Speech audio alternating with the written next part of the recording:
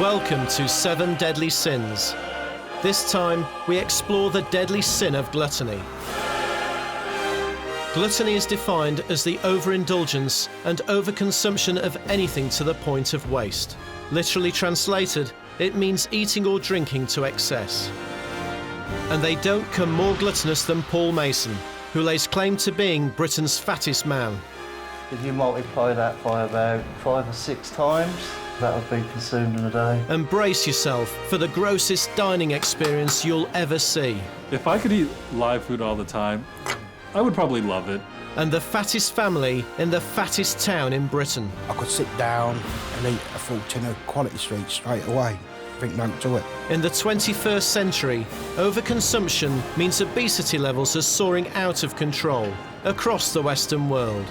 The problem we've got is people eating massive amounts all the time, and that's why we have got society that's becoming more and more obese. Some love to gorge to excess. It is beautiful. How can anybody say it's sinful?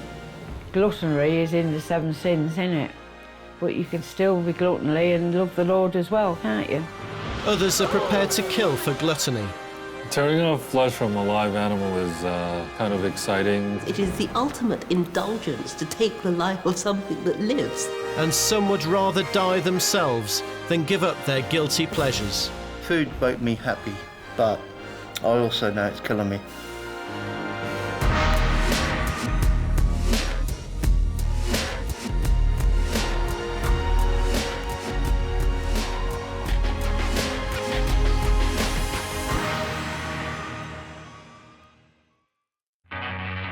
Meet the Jameses. This family of titans from Boston, Lincolnshire, claims to be the fattest family in Britain. We all are big. If you speak to anybody, oh, the Jameses, the big ones. It's the happiest thing, really. Eating. Eating. Cream bun. I love a cream bun. I eat for the sake of eating, not because I'm hungry and I want it. I could sit down and eat a full tin of Quality Street straight away. Think no to it. Yeah, I like my food very, very much. And I enjoy my food. I could eat all day if I wanted. The 44-strong James clan dominates the local Fenside estate, helping to give Boston the official title of Britain's fattest town. Head of the heavyweights is Mary. I'm the eldest of 14, and we're all big. There's not one skinny one among us all. I like Chinese meals, and I like a nice cooked Sunday dinner, and I like stews with dumplings on the top. Mary's daughter, Lulu. Her vices are snacks and ready meals. I just pick from getting up in the morning to going to bed at night. I pick all day, and that's why I'm this size. And I'll just get up and wobble to the fridge or to the cupboard, see what I've got in, sit eating it. See, this is just junk food, but I like them. Oh, it's very hot. I'm a salad dodger. I turn a set and have fish and chips in the salad. This will just fill the filling in my tooth. And then I've got an apple pie. I'll just have a little bit of that, though. I think about food all the time. There's nothing else, is there? My bingo and my food. And another daughter, Megan. My first love in life would be food. And my pop. And my beer. But burgers are her biggest temptation. Could I have £1 plain cheeseburger, no salad, but mayonnaise. Seeing them burgers makes my mouth water. My mouth's watering now, actually. It is beautiful. It looks beautiful. How can anybody say it's sinful? I'd never feel guilty after eating a burger. Never. So for this bunch of self-confessed gluttons, being clinically obese is a badge of honour. If they're going to be big, they'll be big and be happy. If people don't like it, it's up to them, innit? I'm proud of what I am. We are proud to be fat. We're big build. We've always been like it. And we love it.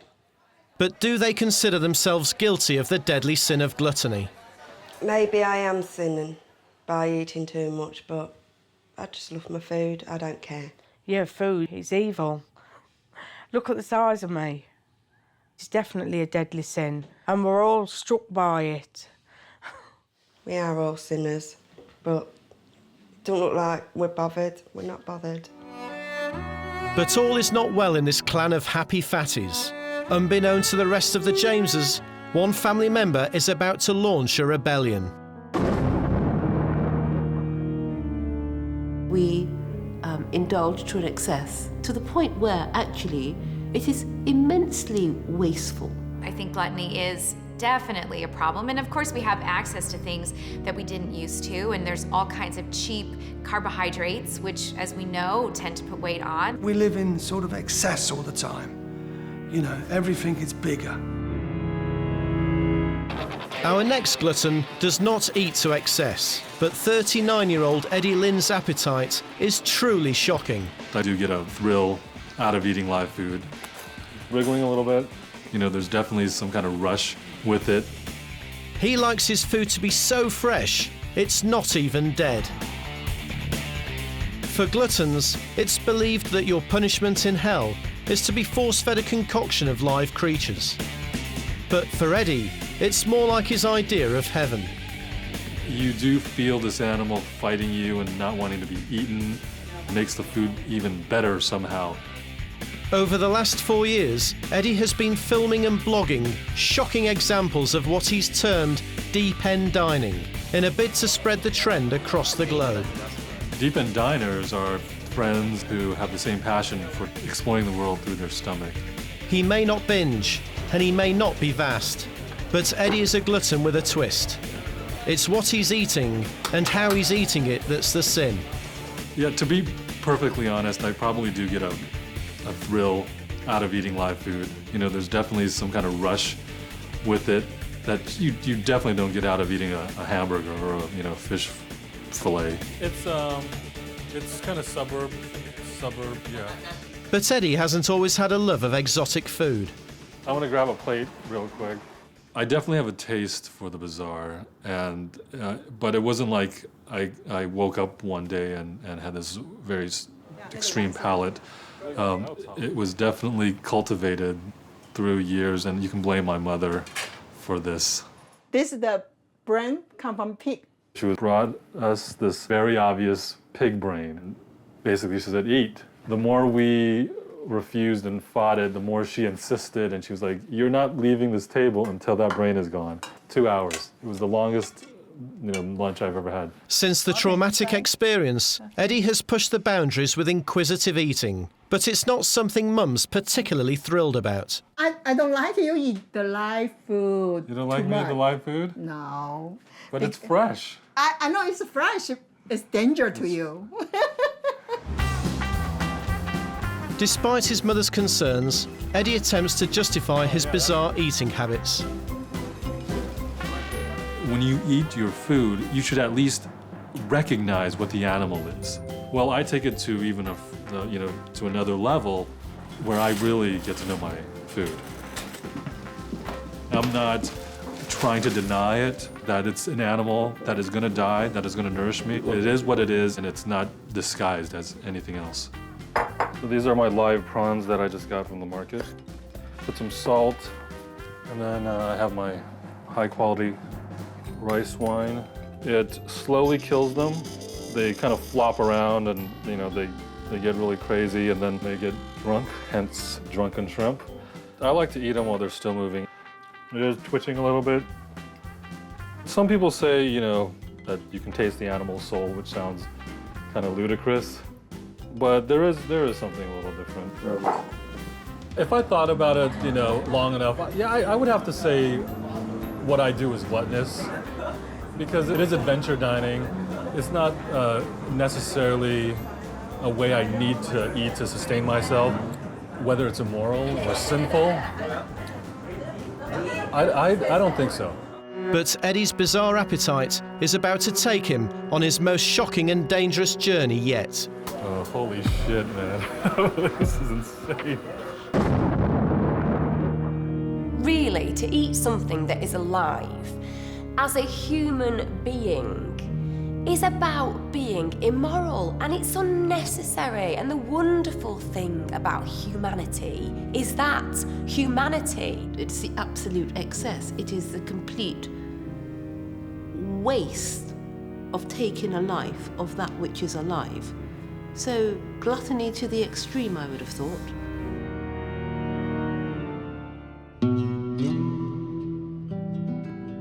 It's 8 a.m. on the Fenside estate in Boston, Lincolnshire, home of the self-proclaimed fattest family in Britain. Mary is waking up to her normal routine.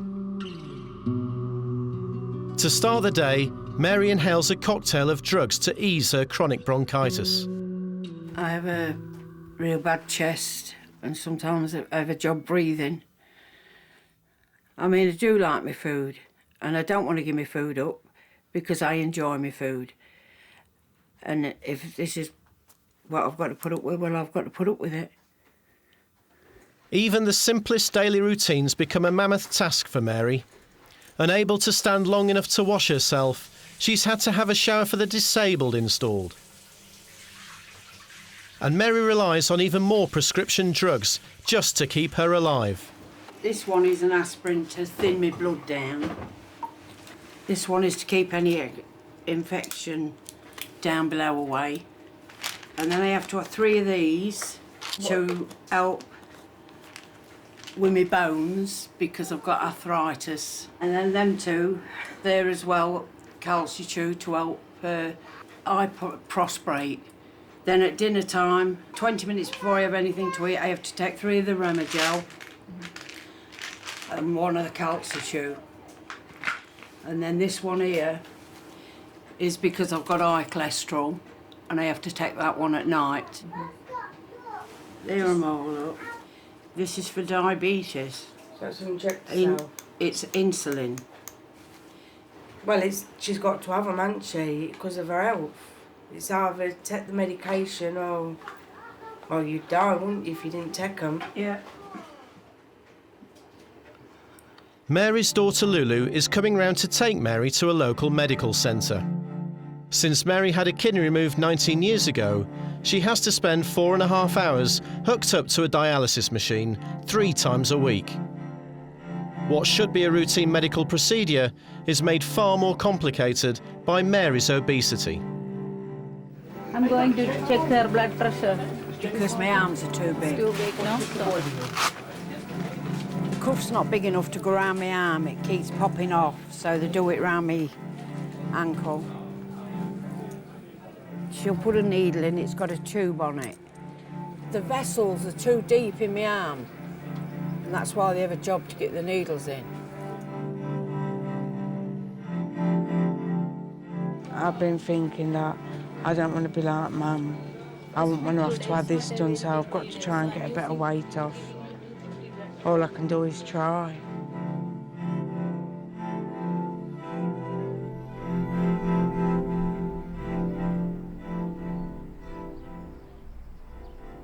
Back at home, Mary finds even the simplest day-to-day tasks a struggle.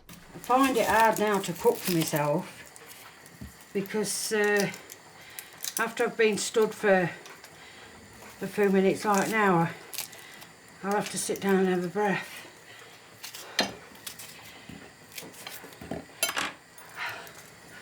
I'll have to sit down a minute. Out of breath, just doing that.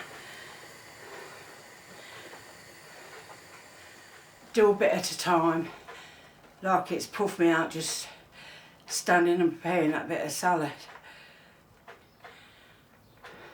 I'm going to enjoy this today.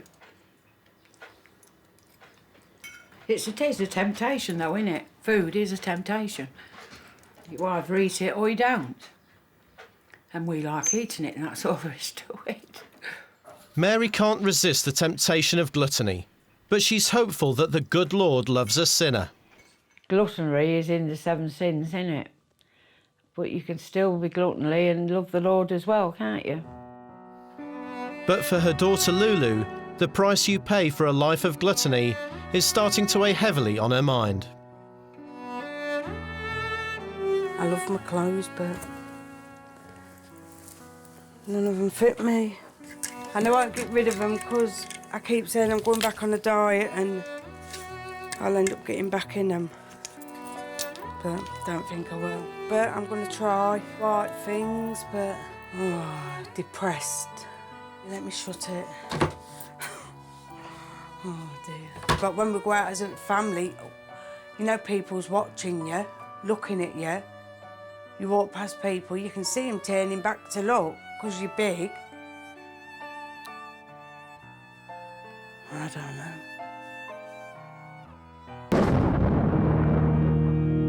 The very fact that we have all these different slimming agencies that make billions and billions of pounds are about the fact that people don't lose weight, that people can't lose weight, and that's why it's perpetuated. We're a wasteful society, we're a gluttonous society.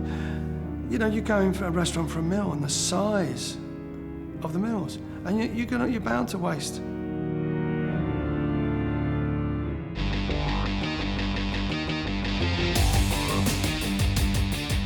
I have got an illness. It's a binge eating disorder. I know it's bad, but I've got to have it. It's just like a vicious circle. And I've got to have the last very little bit. Paul Mason from Ipswich weighs a staggering 826 pounds and is believed to be the fattest man in Britain. This glutton has been bedridden since 2001 from an addiction to binge eating that simply swallowed up his life. Just ate takeaway after takeaway. The binge eating side of it took over, and the addiction really hit in really bad. A form of gluttony comes with the addiction side. Food is my friend. It's a companion. I look at it, and at the moment, this is better than having a normal life. As Paul can't get to the shops himself, he satisfies his sinful urges on the internet. Doing some shopping online. I'm ordering some chocolate and some savoury pastries. I've got to have the stuff here. I need to have it. It's got to be there, and that is the addiction part of it. Claire is one of the carers who look after this 48-year-old glutton doing his daily chores, and she understands that Paul needs food to make him happy. I myself know how it feels. I'm overweight myself. I can sympathise with Paul because of that. And I know that when you are down, you do turn to food. I didn't know you'd done an order. Yes, I'm having a bit of a bad day today. This bag of snacks could keep the average family fed for days. But for Paul, it's supposed to keep him going for just 24 hours. Right, chocolate, favourite chocolate bars, Banty, pasties, Watsits, more Cornish pasties, chocolate bars. That's nearly 10,000 calories in snacks alone. But in the evening, the gluttony gets even worse.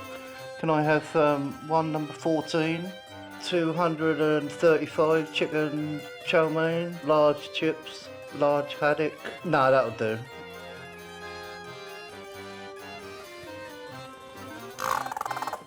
It's giving me a high when I'm eating this, as well as a adrenaline sort of boost. The feeling will last for about an hour, and then I will have to have some chocolate or some crisps or carry on that feeling, that real good buzz. Once you get to my size, you can't stop eating. It just fills a hole in your life. The need for food is all-consuming, and the gluttonous addiction has made him virtually helpless. It's impossible for Paul to wash himself. It's his carer's job to make sure he's clean and hygienic. Cream him in various places to avoid any problems and burns he might have on his body from urine or anything like that.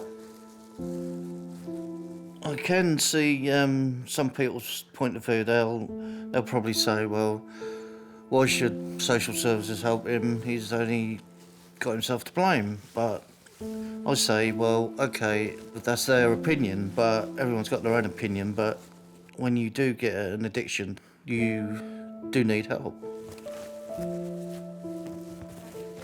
Even the most basic human function is beyond Paul, who has to endure the humiliation of wearing a nappy. We've all got certain drives in ourselves, as in motivation. And with me, that motivation doesn't come naturally. So, in the past, I've always yo-yoed with my weight. It's the motivation side of it. It needs help. I don't think I am a waste of society. There's still someone inside me. There's still a human being there. But Paul is about to find out that his sinful eating is doing even more damage than he realised. It's very easy to be judgmental when people get to 60, 70 stone. I think at that point the reality is that they've lost all hope, so therefore food has actually become their absolute comfort. An individual is overweight because you're eating too much. The way to solve it is to stop eating. It's quite straightforward. Stop eating and you'll lose weight. The Jameses are the fattest family in Britain's fattest town, and they have two loves in their lives. One is food. Can I have a fish cake and a small portion of chips, please? And the second is bingo. All the 88. 2020. But tonight, Lulu is going to drop a bombshell. I'm starting the diet tomorrow. For how long? I am, you'll see. Look how she laughs. I am. Well, she'll start it and then come off it, so what's going to go in on it? You do though, don't you? You get fed up, don't you? You do when you like your food like we do. Well, she has to accept it because she is big. Yeah, but I'd sooner not be like this. People look at you more when you're big, don't they? And you can hear them talking, can't you? I wouldn't want to be a size 8, though, or out like that. Because if they're like that, they get anorexia, don't they? One of my legs is a size 8. I told them that I've gone on a diet, but they said, what's the point? Get tomorrow here, a couple of days you'll be off it. But I said, well, I won't. I'm going to stop on it this time. I'll show you, but I'll just see. It's easy to see at first, but see how I go.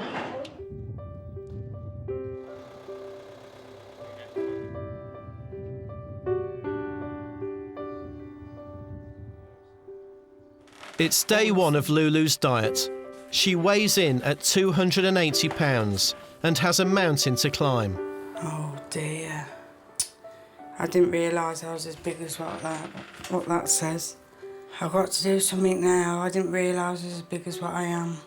Lulu doesn't just want to lose weight for cosmetic reasons. Recently, she's been struggling with arthritis in her knees. But doctors have told her if she's to have an operation, she has to lose around 6 stones or 84 pounds in weight. All you think about is food, food, food. And like, I've started cutting down. You start cutting down and you think about food all the time. It makes you worse. You want to eat more. Because you know that you can't have it. It makes you want it even more.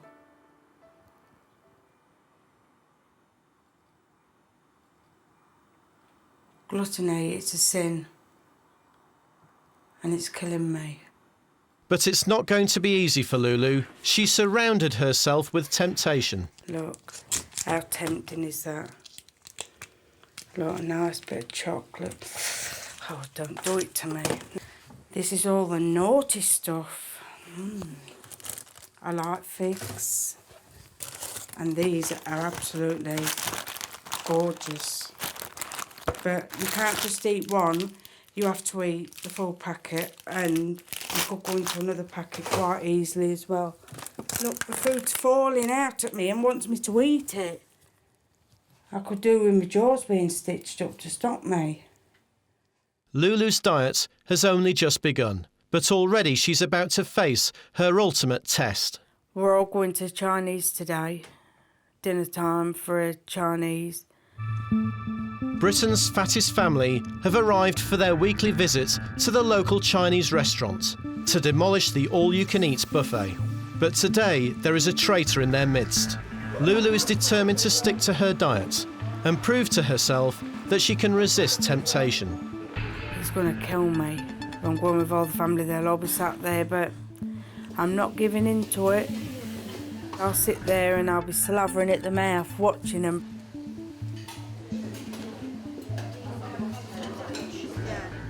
With the family's plates piled high, Lulu is left salivating. My belly's rumbling watching them. It looks lovely and I could demolish 1 or 2 or 3 platefuls. No, I'm not. They wouldn't encourage you to diet. They'd say you're all right, it won't hurt you. No, you won't get no help whatsoever off them, no support. She should be happy like us, like her. I don't think she should be going on a diet. There's no wrong with that. You'd have it if you want on a diet. Yeah, you want to get stuck in the sun, because you're wasting away there, look. I'd love to eat them. They're like crisp, they're ever so crunchy, but we'll give it a miss. Despite being surrounded by gluttons, Lulu has survived her biggest test so far. Well, it is hard, you know, sitting there and watching them all delve into the Chinese and me just sat there watching them. It's hard, and it's very, very tempting. But I've got to try and do it just for myself. I need operation. They won't do it while I'm this big. I've got to try and stop all this and try and eat a little bit healthier. With little support from the rest of her family, who have gorged themselves on platefuls of Chinese buffet, back home, it's going to be a very tough challenge for former salad dodger Lulu. She has to lose 84 pounds in weight for her vital operation to beat arthritis. I think the reason that gluttony is on the increase is because of the increase of sugar and salt in everything that we buy. And these are the 2 most addictive substances that you can possibly eat. I think it's the wrong food that people are eating because it's cheaper and they can get more of it for the same money. Los Angeles, the city of angels, and home to its fair share of sinners, like Eddie Lynn, who has a gluttonous passion. He loves to eat live food. Today he's meeting a group who've heard about his sinful ways on his website and are hungry to learn more. Okay, so what we're doing today is we're hitting 4 restaurants. And there are 4 unique places. There's some places that are little hole in the walls and some, seafood specialty places, and other places are more, upscale on the higher end of things, but they all have at least one item that's kind of strange. Up first is the local shopping mall for some balut, an Asian dish of fertilized duck egg containing a nearly developed embryo. How are you? There is a method to how you drink the balut. First, you drink the embryonic fluid. What do you think? Pretty good. Stage 2, when the fluid is gone, it is time to savor the embryo. Dude, that's like a whole head there. Yeah. Oh, good job. What do you think of that? Dynamite balut. Yes, that's very good. There is no way of telling how developed the embryo will be. I can see feathers. Okay, are you ready? Yeah. Everyone has different thresholds. Yeah, it's a little bit a gag response. And some people just couldn't handle it, and some people just took to it like a duck to water. Next on the menu, an even more exotic dish, live lobster. Oh, here they come. They're very big. Eating a live animal is definitely not like anything else, not like any other food you've ever had. For example, eating a live lobster, this creature is still moving and it's kind of watching you eat itself. It's a very surreal experience, and you're eating the meat that's been just quickly and freshly disemboweled from the lobster tail. Oh, that moves. It's moving. And the meat is placed on the back of the lobster, and you're eating it, and then meanwhile the lobster is kind of watching this whole thing. It's very strange. That's good. Oh! Finally, for dessert, it is Eddie's favourite party trick, drunken shrimp. Eyeball. I think they liked it. I think they were very gluttonous today. as we all were. People who think this kind of eating is sinful, you know, I just have to ask them, you know, how do you feel about, you know, assuming that they eat meat, how they feel about the meat that they eat. I do not believe this is gluttonous. In fact, I think the quantity is rather small. The quality of the food is very good. It's very helpful. As you can see, it's extremely fresh. What else could you ask for? I don't think it's gluttonous at all. It is feeding your appetite at the expense of an animal, which is part of the life cycle, but it's the way in which you're feeding off of this animal. You're eating the animal while it's still alive. That is ultimate gluttony.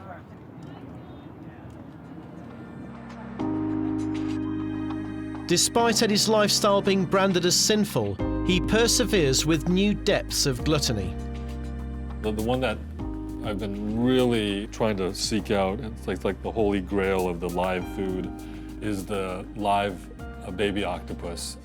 Eddie has spent 4 years searching for somewhere willing to serve him a whole live octopus. And after a tip-off from a blogger on his website, he's headed for a restaurant in a Los Angeles district called Koreatown. This is our menu right here. We actually specialize in live halibut. Oh yeah? And then we actually have some live octopuses too. Do you think I could get a whole one? We usually don't serve it like that. We usually cut it up because it is quite a big octopus. I've heard like people in Korea do it whole. Have you ever heard that? That they do it the whole thing? Yeah. But those are kind of small octopuses, but I mean... Well, can you give me their smallest one? Because I want to do it the real way. You know, I want to do it the authentic way. Yeah, I'll tell our sushi chef to make a special for you. It's making me nervous, but I'm excited. You know, I guess I'm kind of nervous because he looks a little nervous. It's dangerous. You know, people die every year in Korea. It's actually a delicacy, so not a lot of Koreans eat it. Like, I never tried it whole, but I would never do it that way. I mean, that's a little too extreme. Small one. Oh my God. Holy. That's it, all right. Thank you, Chef. If it's a live octopus, it definitely is fighting from the plate, you know, fighting on the chopstick. Even once it's in your mouth, it's hanging on to your teeth and your gums and your, you know, the roof of your mouth. Anything it can stick onto, it doesn't want to be eaten. In fact, it would rather kill you. It's pretty terrifying, actually. I'm scared shitless right now, actually. This is the moment Eddie has been waiting for. The holy grail in gluttonous live food eating. But will he survive to tell the tale? I think that anybody who purposefully goes out to inflict pain on animals or things that he might eat from wherever area is doing it because somewhere inside him there's a little bit of a sense of narcissism, that he can do whatever he wants. There's a desire to assert himself as somebody who's very different because he wants to be regarded by others as a little bit off-key, and he likes the kind of gratification he receives from people, and he wants to make his mark in this world. And you know what? Okay, it will. But with respect, there are much greater marks to make. Much greater marks. Paul Mason is a bedridden glutton, addicted to binge eating. He may seek salvation as a sinner today, but it wasn't always this way. Paul was actually in the Salvation Army himself as a child, helping others. He was bullied, but for being tall, not fat. It wasn't until he got a desk job at a post office that he started to pile on the pounds. The weight really started to go on quite a lot, and I really took over my life, the eating side of it. Depressed by a failing relationship, he built up spiralling debts and fell victim to temptation. He was found guilty of stealing money from the post office to pay off what he owed and was imprisoned for 6 months. He was picked on while inside, making him confront his weight issue for the first time. That really hit me, really, my size, because in prison you have to wear a uniform. They got no clothes to fit me, so that made me stand out even more. But eventually, just through working, crafting quite hard and I got my weight down a bit and started wearing prison clothes. I was 25 stone when I went into prison, and I think I come out there weighing about 19, 18 stone. After release, his weight remained a problem. It soared up and down. But today it's got so bad, he has virtually imprisoned himself in his home in Ipswich. Apart from his helpers like Claire, he lives quite a solitary existence. You do tend to shut yourself away a bit from society, but that's my own choice. And I think anybody who doesn't fit in the norm size will probably say the same. I feel sad when I come away from Paul of an evening, when you think that you're leaving him, you're going home to your family and your life, and Paul's got nothing. He longs for a partner in life. I'm composing an email to my friend who lives down Felixstowe. She is a special friend. She's told me I can't call her my girlfriend because we're not that close. I dream of I can just walk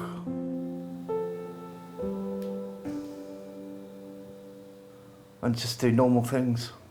Have a relationship, get married, have children. I don't look at myself because I really hate the way I look. You get people look at you and you do get depressed thinking. Paul is quite capable and can and has tendencies to think of suicidal thoughts. To me, it's a waste of a life. We've been put on here to live our life as much as possible. And when you look at someone like Paul, what is his life? This is it. There's no more. It just seems such a waste. Paul's gluttonous addiction helps him through his darkest and happiest moments. But his weight is also putting his health at risk, and perhaps his life. So does he consider himself a sinner? No, I can't really say much about being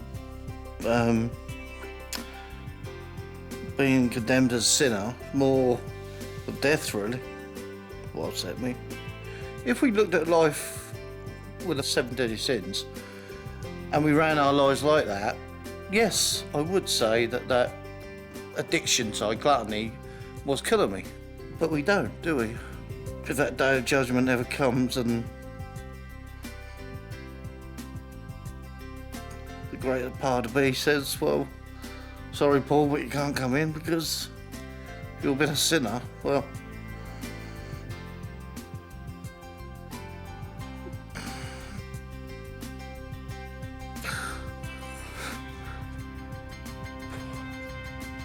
I'll just have to accept it. And I do believe that we in this society spend too much time supporting and encouraging individuals to believe that they have a problem which explains their appearance or the outcome of a particular problem. I believe that the individual should be encouraged to shoulder their responsibility. Because there is so much food and drinks and all kinds of, there's so much available in society today, our eyes are bigger than our belly. In the coastal town of Boston, Lincolnshire, Lulu has broken ranks with the rest of her family, who claim to be the fattest in Britain. Lulu has been on a diet for almost 7 weeks in an attempt to lose 6 stones so she can have an operation on her arthritic knees. I did all right. I was doing all right for 6-7 weeks. I lost 1.5 stone, but it's hard. I don't know, I suppose it's like somebody that smokes or a drug addict. It's like an addiction to food. Ironically, it was when she received news of a hospital appointment for a different operation that the stress seemed too much to bear. Got a phone call from Nottingham Hospital telling me I had to go for operation. And I was scared because he had one before, and like, I don't like being put to sleep, so it really stressed me out, and the diet went out the window. Just started eating back to normal. Everything what's inside. It is hard for her because, I mean, we all like a food, we're all big. There's not one skinny in among us. And it is hard for her to see us all eating and not her. She should be proud of her body, she should be like all us lot. I don't think she should be on a diet, really, because she is a James, and that's what we are. We're big, and that's all there is to it. With this family of sinful, self-confessed gluttons continuing on a main course to serious health problems, it looks like Boston's title of Britain's fattest town is safe, if only for the short term.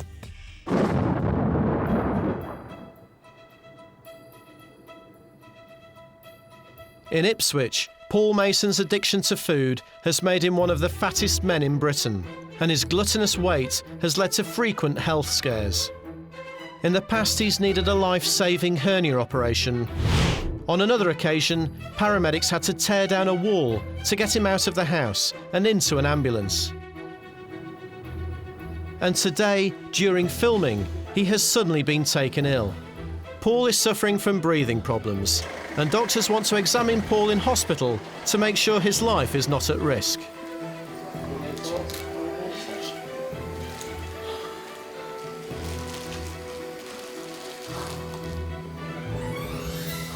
Can't cope at home.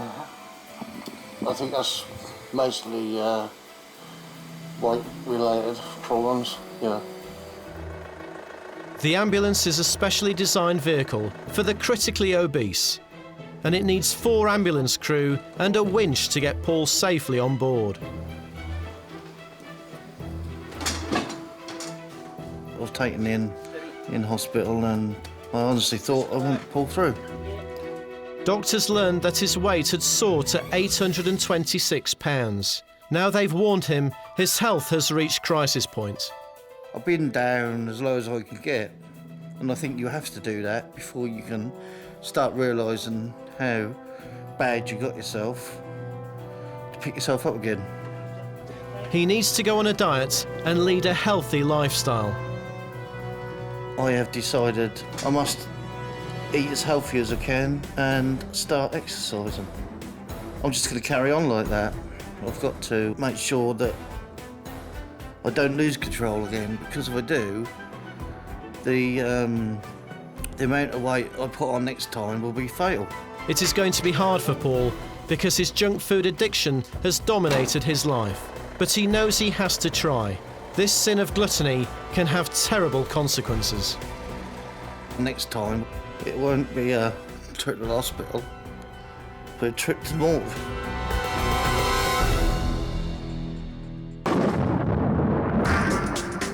While in Los Angeles, USA, Eddie Lynn is also putting his life at risk, but for very different reasons. Eddie is an extreme eater.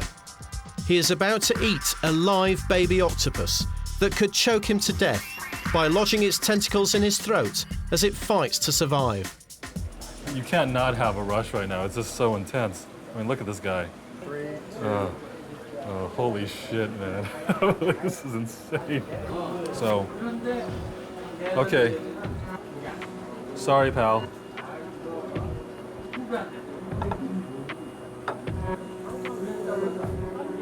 Some sauce on you. Oh, crap. Oh, my God. It's doing something to my hand.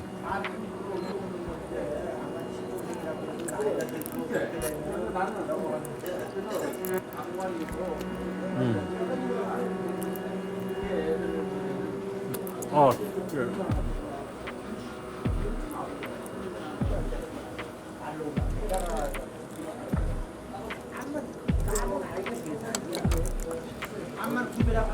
Oh, They're fighting with you, aren't they? They're kicking my ass. The tentacles are like, and it's actually trying to gag me right now. Oh. See, that's the reason that we don't usually serve it like this. I think you want that running away on you. Oh. I think I'm done. You know, now that I've done this, it's I feel like I've, you know, met my challenge. As far as the next challenge, it's going to be really hard to top this one. Really hard. But I'm glad I did it. So are Eddie's sinful ways now at an end? I definitely enjoy the thrill of live food, so I don't think I will, you know, give this up anytime soon, at least. It seems the deadly sin of gluttony is still gorging itself in today's society, swallowing up victims with its addictive ways. What we've got to do as a society is help people realise that people need to eat to live and no more. The power of the church has decreased so enormously over the last 100 years that, and relativism has ensured that we actually just think that there aren't really sins, there's no absolutes. But also, I do believe we live in a society where people aren't willing to take responsibility for their actions.